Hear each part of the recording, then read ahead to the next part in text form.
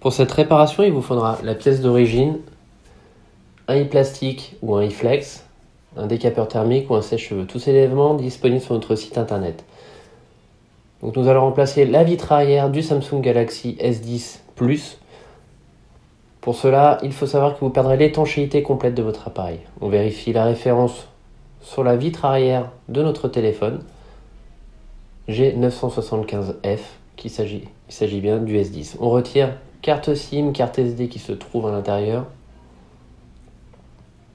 Puis on va débuter cette réparation. On va chauffer avec notre décapeur thermique ou le sèche-cheveux sur la vitre arrière, donc tout autour, pour dissoudre le joint adhésif qui se trouve en dessous. Voilà, donc on va chauffer à une température grand maximum de 83 degrés. Au-delà, on pourrait endommager la carte mère qui se trouve en dessous ainsi que nos appareils photo.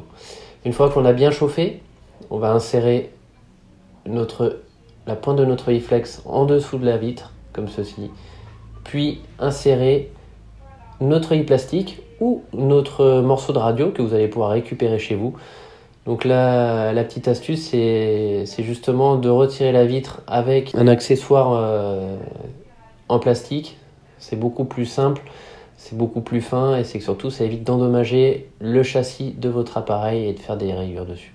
Voilà, donc on cisaille sur tout le tour de notre vitre arrière pour justement décoller l'adhésif comme ceci. Vous avez moins de risques que sur les autres téléphones car vous n'avez pas de nappe qui passe en dessous, il n'y a pas d'empreinte digitale à l'arrière de notre écran, enfin à l'arrière de notre téléphone. Voilà, puis une fois qu'on a bien retiré la colle, on ouvre un portefeuille comme ceci, vous voyez, on aperçoit toute la colle, donc sur les côtés, la bande blanche. Voilà, on prend notre nouvelle pièce que vous retrouverez sur notre site internet www.toyatech. Pièces 100% d'origine constructeur, on les reconnaît grâce justement à la vitre de caméra qui est à l'arrière, le logo Samsung et en bas, manufacturé par Samsung au Vietnam.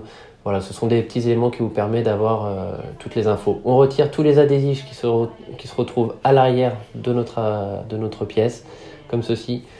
Puis on va maintenant recoller notre vitre arrière. Pas besoin de mettre de colle, seuls les adhésifs d'origine suffisent, il n'y a pas besoin de rajouter autre chose. Vous pouvez également chauffer à 83 degrés toujours pour que votre adhésif prenne place à l'intérieur et pour faire le collage. Voilà. Si vous avez des questions, n'hésitez pas à nous contacter via notre site internet www.toyatech.com. À très bientôt dans un nouveau tutoriel.